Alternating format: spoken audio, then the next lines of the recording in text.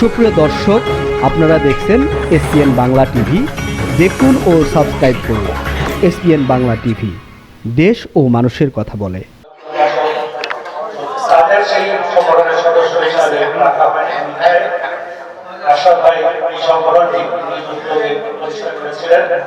আজকে আমরা দীর্ঘ প্রায় 13-14 বছর কাজ করেছি এই সংগঠনকে। আমরা বিভিন্ন সময় আমাদের আমি একটু সবার কথা অনুরোধ রাখবো যে জায়গাটা একেবারে ছোট ঘোষগুলো আমাদের রয়েছে, ঘোষগুলোতে আমরা বিভিন্ন অনুষ্ঠানের আয়োজন করি। পাশাপাশি আমাদের সদস্যদের ভিতরে নিজেদের ভিতরে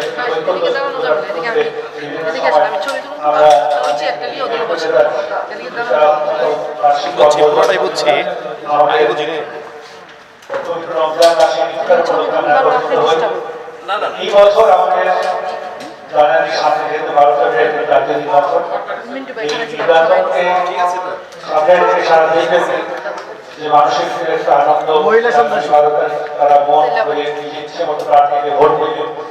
তো সব জায়গায় এই ইলেকশনের নির্বাচনের এই মুহূর্তে আমাদের ভিতরে কাজের ঘটনা পড়েছে। আমরা গত বছর যে জানুয়ারিতে আয়োজন করেছিলাম, এবার সেই আয়োজন করতে পারি। আমরা সেই সদস্যদের জন্য আজকে একত্রিত হয়েছি। একটা বিষয়ে যে আমরা কথা না বলি তাহলে আমরা নিজেদের মধ্যে আলোচনা করলাম, তারপরেও একটা আলোচনার পূর্ণাঙ্গ তার জন্য একটা বিষয় প্রয়োজন। আমরা হয়তো যেহেতু পেশাজীব সম্পর্কে সরাসরি নির্বাচনের কোনো কথা না বলে আমরা যারাই নির্বাচনে জয়ী হবে তারা যে বাংলাদেশ আমরা এই বাংলাদেশ বিগত 15 বছর সমস্যাগুলো ছিল, সমস্যা থেকে বেরিয়ে বিশেষ করে যে আমাদের যে বৈষম্য বিরুদ্ধে আন্দোলন হয়েছিল, সেই বৈষম্য মুক্ত আমাদের নতুন মানে আমরা কি প্রত্যাশা করি এই বিষয়ে আছে আলোচনা। আমরা কথা শুনবো, তারপরে আমরা চলে যাবো। আমি শুরুতে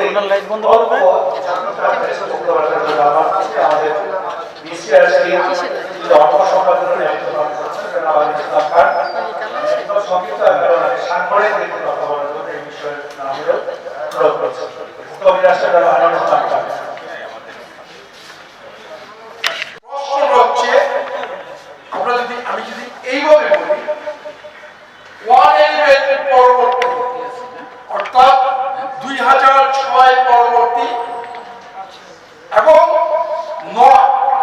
2009 সাল শেখ হাসিনা ক্ষমতায় আসার পর, আওয়ামী লীগ ক্ষমতা আসার পর 16 বছরে যে দুর্নীতি, অরাজকতা, বৈষম্যতা এবং গণতন্ত্র হরণ, মানবাধিকার লঙ্ঘন, ভোটাধিকার হরণ ইত্যাদি যে প্রেক্ষাপট সৃষ্টি হয়েছে, এটা নিয়ে যদি আমরা আলোচনা করি আমার মনে হয় আমরা সহজ হয়। কোথায়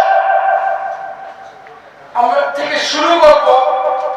যেখানে হাত দিবেন, যেখানে কথা বলতে যাবেন, সেখানেই বৈষম্য, দুর্নীতি, অরাজকতা, দলীয়। বাংলাদেশের সবচেয়ে একটা দেশে সবচেয়ে গুরুত্বপূর্ণ বিষয় হচ্ছে স্বাধীনতা এবং সার্বভৌমত্ব। সার্বভৌমত্বের ব্যাপারে আপনারা সবাই জানি, কাঁটাতারের বেলা, আওয়ামী লীগ ক্ষমতায় কাঁটাতারের বেলা দেয় ভারত। ফেলানির কথা আপনারা ভুলে যান নাই, আমরা কেউ ভুলে যাই নাই। যে নির্মমতার শিকার ফেলানি হয়েছে, সেই নির্বাচনকেও ব্যাহত করার চেষ্টা কিন্তু হচ্ছে। কারা করছে? সেই দিল্লি থেকে বসে আওয়ামী লীগ এবং আওয়ামী লীগের দুঃস এই ফ্যাসিস্টটাই করছে। এখানে যে 10 জনের এখানে 100 জন লোক আছে, তার মধ্যে 3 জন ফ্যাসিস্ট নাই, কিভাবে বলবো? অনুপ্রবেশকারীরা করছে আওয়ামী লীগ। রঙে রঙে বিভিন্ন প্রতিষ্ঠানে কিন্তু আওয়ামী লীগের ফ্যাসিস্টরা প্রবেশ করছে।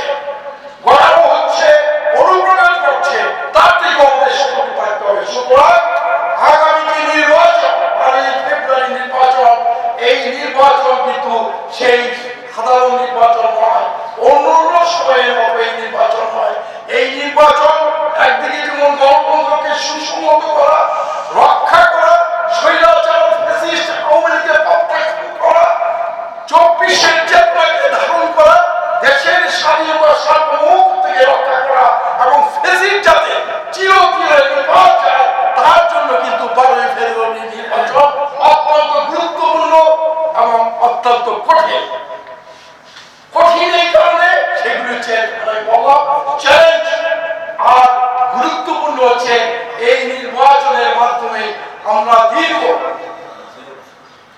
দীর্ঘ সময় পর, অর্থাৎ দীর্ঘ 18 বছর পর আমরা একটি সত্যিকারের নির্বাচিত সরকার পাব। সুতরাং গুরুত্ব এবং কঠিনকে বিবেচনা করে বৈষম্যহীন সমাজ প্রতিষ্ঠা করতে গেলে আমাদের সর্বপ্রথম যে পদক্ষেপ সেটি হচ্ছে একটি নির্বাচনের মাধ্যমে, একটি গণতান্ত্রিক প্রক্রিয়া, জনগণের অংশগ্রহণের মাধ্যমে, ভোটের মাধ্যমে একটি নির্বাচিত সরকার প্রতিষ্ঠা করা। এটা হচ্ছে আমাদের বৈষম্যমুক্ত সমাজ ব্যবস্থা কায়েম করার প্রধান পদক্ষেপ। তারপরে এই সরকার এসে তারা পলিসি নেবে, কথা বলবে এবং কথা বলে আলোচনা করে পরিকল্পনা করে তারা দেশকে কোন দিকে নিয়ে যায়, কোথায় নিয়ে যায়, কোথায় অগ্রসর হবে। হয়তো 1 মাসে, 2 মাসে, 6 মাসে, 1 বছরে, 2 বছরে কিছুই হবে না। পরিস্থিতি এমনই একটি পর্যায়ে চলে গেছে, এই ভয়াবহ পরিস্থিতিকে যেই সরকার আগামীতে আসবে, এই সরকার বিভিন্ন কঠিন চ্যালেঞ্জের মুখোমুখি করতে পারে। তাই পরিশেষে এই আমাদের এত ভালো লাগে, এজন্য আমি সবার পক্ষ থেকে একটা তালি যাচ্ছি। আর সবাই ভালো থাকুন, সুন্দর থাকুন, সবাইকে সম্মান জানিয়ে আমার বক্তব্য শেষ করছি। আজকে উপস্থিত সাংবাদিক বন্ধুরা সকলকে আমার পক্ষ থেকে সালাম জানাচ্ছি। আসসালামু আলাইকুম ওয়া রাহমাতুল্লাহ। বাংলাদেশ পূর্ববর্তী সবুজ শ্যামল বাংলাদেশ, এই বাংলাদেশ সবসময় একটি প্রত্যাশা নিয়ে এক একটা বিপ্লব হয়েছে, এক একটা আন্দোলন হয়েছে, এক একটি পথ পরিবর্তন হয়েছে। পথ পরিবর্তনের পরে আমাদের সেই প্রত্যাশা পূরণ হয়নি, যে কারণে স্বাধীনতার পর এ পর্যন্ত এই দীর্ঘ পথযাত্রায় বারবার আন্দোলন হয়েছে, বারবার পথ পরিবর্তন হয়েছে। সেই পথ পরিবর্তনের সময় যে প্রত্যাশা ছিল সেই প্রত্যাশা পূরণ হয়নি। তাই আমরা যখন দেখেছি জুলাই বিপ্লবের শেষ প্রান্তে আমার চেম্বার হচ্ছে আশুলিয়া থানার সম্মুখে একদম মুখোমুখি, আমি প্রত্যক্ষ করেছি মানুষের মধ্যে যে উৎসাহ, যে উদ্দীপনা নিয়ে মানুষ এই আন্দোলনে ঝেঁপে পড়েছিল, যে প্রত্যাশা নিয়ে তারা জীবন উৎসর্গ করার জন্য আমার সম্মুখে দেখেছি যে পাশ থেকে পুলিশ গুলি করছে, আর সেই গুলি ক্রস করে মানুষ সেই মৃত্যুর জন্য পঙ্গপালের মতো কেমন করে এগিয়ে আসছে আমি নিজে প্রত্যক্ষ করেছি।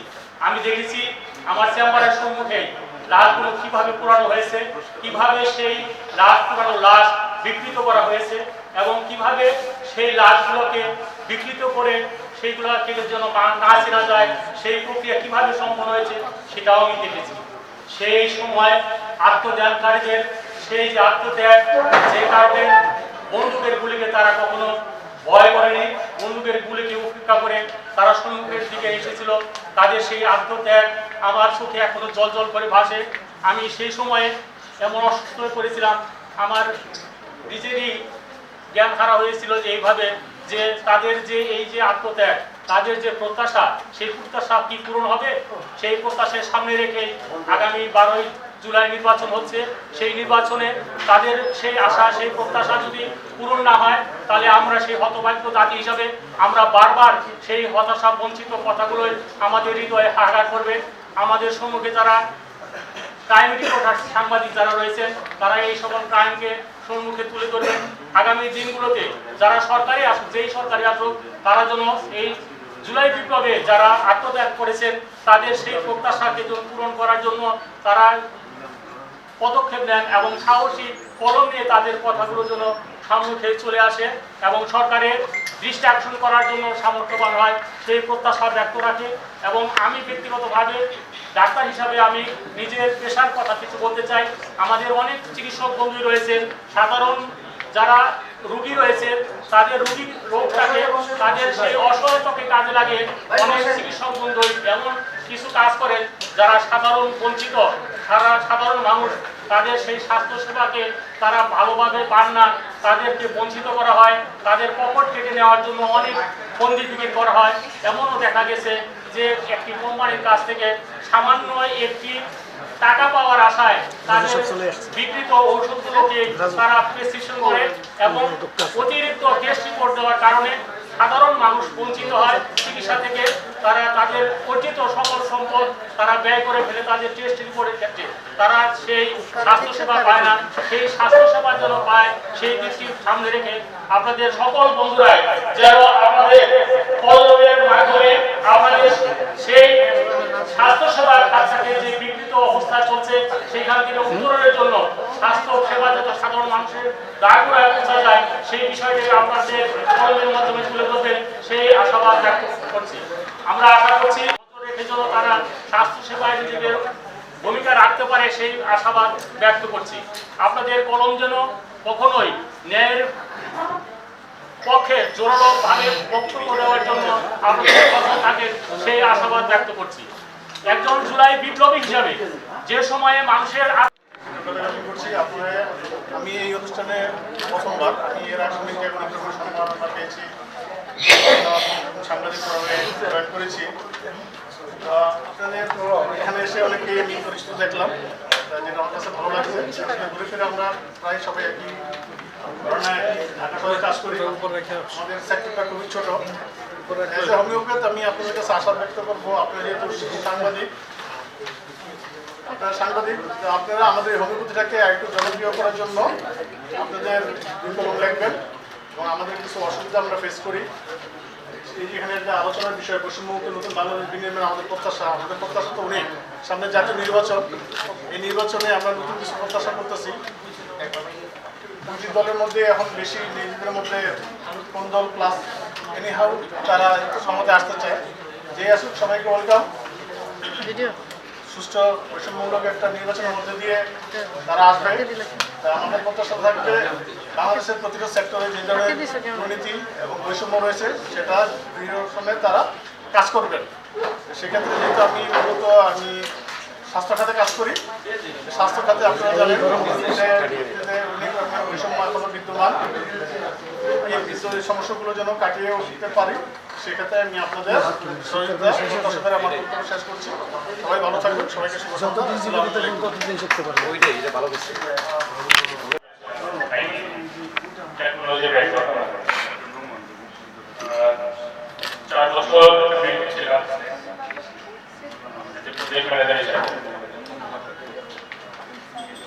বছরের ক্যারিয়ার কর্পোরেট ক্যারিয়ারের পর আমি একজন উদ্যোক্তা হিসাবে আমি একটা বিজনেস শুরু করি, লঞ্চ উপার্জন মাধ্যম। আমার বিজনেসের মূল লক্ষ্য হচ্ছে গভর্নমেন্টকে ঘরে বসে প্রোডাক্ট তৈরি করে বা খাবার তৈরি করে বা ফ্রোজেন ফুড এই প্রোডাক্টগুলোকে বাজারজাত করা, সেগুলোকে সময় মতো কাস্টমারের হাতে সার্ভিস দেওয়া এবং গভর্নমেন্টের জন্য ঘরে বসে আর্ন করতে সেই ব্যবস্থা করা। আমি সর্বপ্রথম ধন্যবাদ জানাই বিসিআরসিকে এত সুন্দর একটা আয়োজন করার জন্য। এই ধরনের আয়োজন অবশ্যই আমাদেরকে অনুপ্রাণিত করে, আমাদের মতো ছোট ক্ষুদ্র উদ্যোক্তাদের এগিয়ে যাওয়ার জন্য অনেক সহযোগিতা করে। আমি আশা করি এই ধরনের আয়োজনের মাধ্যমে এবং দেশের আমাদের মতন যারা উদ্যোক্তা আছে সবাই উপকৃত হবে। ধন্যবাদ সবাই। বসে আছেন, সময় নিব না। আমাকে আজকে এই অ্যাওয়ার্ডে নমিনেশন দেওয়ার জন্য সত্যি কৃতজ্ঞ, অভিনন্দন জানাই। আমি বিশ্বাস করি যে এই যে বিসিআরসি এক সময় যেভাবে যে গতি ছিল সেই গতি আবার ফিরে পাবে এবং এগিয়ে যাবে। আমি একজন ব্যাংকার, প্রায় 26 বছর ধরে ব্যাংকিং করে আসছি, সেই সাথে আমি নিউজ প্রেজেন্টার হিসেবে প্রায় 1 যুগ ধরে আছি। আসলে যেহেতু আমি ব্যাংকার, তাই আমার নিউজগুলো হয় খুব ভোরবেলা, যেমন আজকে ভোরবেলা ছিল, আগামীকাল ভোরবেলা। তো চেষ্টা করলে হয় এরকম বিসিআরসি যে উদ্যোগ নিয়ে এগিয়ে যাচ্ছে সেগুলো এগিয়ে যাবে আরো দৃঢ় পদক্ষেপে। আমাকে বলা হয়েছে যে আমি একটু আবৃত্তিও করি, তো আবৃত্তি শোনাই কিছুটা হলেও হয়তো আপনার ভালো লাগে। আমি সংক্ষিপ্ত একটি আবৃত্তি করতে চাই, যেটি হলো সুনীল গঙ্গোপাধ্যায়ের কেউ কথা রাখেনি। এই কবিতাটির কিছু অংশ সিটি সংস্করণ কেউ কথা রাখেনি। সুনীল গঙ্গোপাধ্যায়। কেউ কথা রাখেনি, 33 বছর কাটলো, কেউ কথা রাখেনি। ছেলেবেলায় প্রশ্নবিতার আগুনি গান হঠাৎ থামিয়ে বলেছিল, শুক্লা দ্বাদশীর দিন অন্তর একটু শুনিয়ে যাবে। তারপর কত চন্দ্রভোগ অমাবস্যা কেটে গেল, সেই বস্তু আর এলো না। 25 বছর অপেক্ষায় আছি। মামাবাড়ির মাঝে রাধারানী বলেছিল, বড় বড় দাদা ঠাকুর, তোমাকে নিয়ে আমি 3 প্রহরের বিল দেখাতে যাব, যেখানে পদ্ম ফুলের মাথায় সাপ আর ভ্রমণ খেলা করে। আমি আর কত বড় ভ্রমণ রাধারানী মাঝি, আমার ঘাড় এবারের ছাদ পড়ে আকাশে স্পর্শ করলে তুমি আমাকে 3 প্রহরের বিল দেখাতে নিয়ে যাবে। এটি আমি কবিতা তো অনেক বড়, আমি এখানেই থামছি। তো কেউ কথা রাখবেনি, কিন্তু পিছিয়ে আসছে সেই কথা রাখবে, এগিয়ে যাবে। নতুন যে বাংলাদেশের আমরা যে স্বপ্ন দেখছি, সেই স্বপ্নের সাথে আমরাও থাকবো, আমরা এগিয়ে যাবো। বিসিআরসির উত্তরোত্তর সমৃদ্ধি এবং ব্যাপ্তি লাভ করুক, সেই প্রত্যাশায় সবাইকে ধন্যবাদ জানিয়ে আমার সংক্ষিপ্ত বক্তব্য শেষ করছি। আল্লাহ হাফেজ, আসসালামু আলাইকুম। এর টপিক্সের মাধ্যমে আজকে যে মুখপাত্র, তার মাধ্যমে আজকের এই পরিসরকে অনেক বিশালতায় নিয়ে গেছে বলে আমি মনে করি। কারণ নির্বাচনকে সামনে রেখে বাংলাদেশ ক্রাইম রিপোর্টার্স কাউন্সিল যেহেতু সাংবাদিকদের একটি সংগঠন, তাদের পক্ষ থেকে এই ধরনের আয়োজন এই অনুষ্ঠানে আমি মনে করি ভারত লাভ করেছে। কারণ আগামী নির্বাচন জাতির জন্য অত্যন্ত গুরুত্বপূর্ণ। কারণ আমরা সকলেই অবগত, আমাদের সাংবাদিকদের মধ্যে আমরা দেখেছি গত 15 বছর অনেক সাংবাদিক ছিল যেন আমি বলি সূর্যমুখী। সরকার যেদিকে ছিল তাদের কর্ম সেদিকে ছিল। অথচ এক সময় ইতিহাস আমরা বিশ্লেষণ করি, সাংবাদিকদের কর্মশক্তির মাধ্যমে একটি জাতি দেশ পরিবর্তনের আমরা সাংবাদিকরা সেই দায়িত্ব পালন করতে পেরেছিলাম, আমরা পেরেছি। সেই প্রশ্নকে সামনে রেখে আগামী জাতীয় নির্বাচন অত্যন্ত গুরুত্বপূর্ণ। কারণ এই নির্বাচনকে নিয়ে আমার কাছে ক্ষুদ্র পরিসরে আমরা ক্ষুদ্র 31 আমার কাছে তথ্য রয়েছে, নানা আমাদের মাঝে এই মাত্র ঘটে। আসলে আমি শেষ মুহূর্তে আপনাদের সাথে যোগ করেছি, হয়তো বিস্তারিত অনেকেই আলোচনা করছেন। আমি আসলে বিস্তারিত কথা বলতে চাচ্ছি না, আমি পরিচয় করে দিচ্ছি। আমি রিয়েল এস্টেট কোম্পানি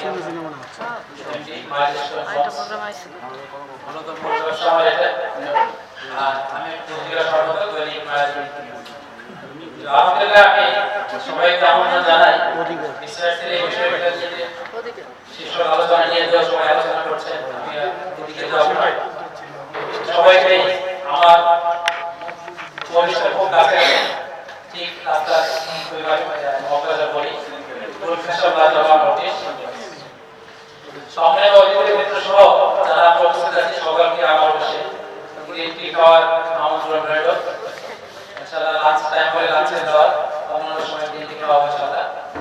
তো সকলে আমার অবশ্যই থাকবেন। আমি বাকি দেখতে পাচ্ছি আমি খুব অসহায় মানুষ, আমি গান শুনে আমার সরাসরি আমি মনে করাচ্ছি না, আমি আমার অবশ্যই সবাইকে আমন্ত্রণ জানাচ্ছি এবং আমি আসলে শেয়ার করি আসলে স্কোয়ার ফিট না ল্যান্ড দিয়ে শেয়ার করি পছন্দ করি।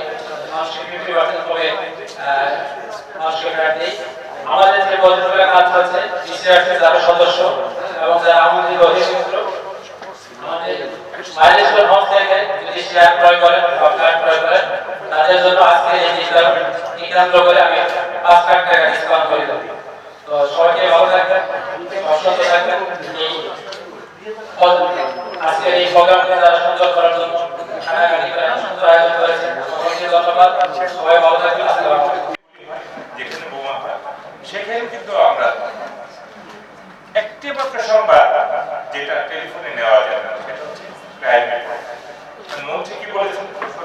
করেছেন সেটা একজন যদি ওখানে থাকে তার থেকে সবাই নিয়ে যেতে পারে, কিন্তু যখন কোনো ঘটনা ঘটে সেখানে যদি আমাদের সাংবাদিকরা একটা প্রশ্ন না থাকে সেটা পাওয়া যায় না।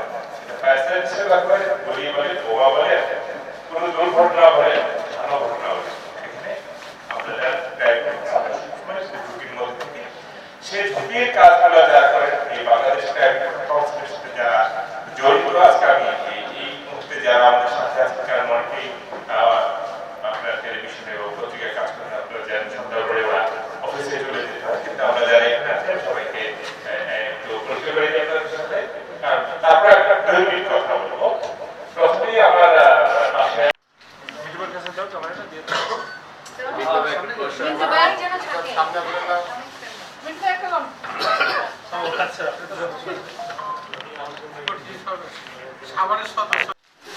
এই সবাই একটু ভাই ক্লোজ হন। হ্যাঁ আমরা যারা বিভিন্ন বক্তৃতা করেছি সবার প্রতি অনুরোধ থাকবে এই গ্রুপ ছবিতে আপনারা বক্তৃতায় অবশ্যই যাতে রাখা হয় একটু সে ব্যবস্থা করবেন। এবং আজকে আমাদের সাথে আছেন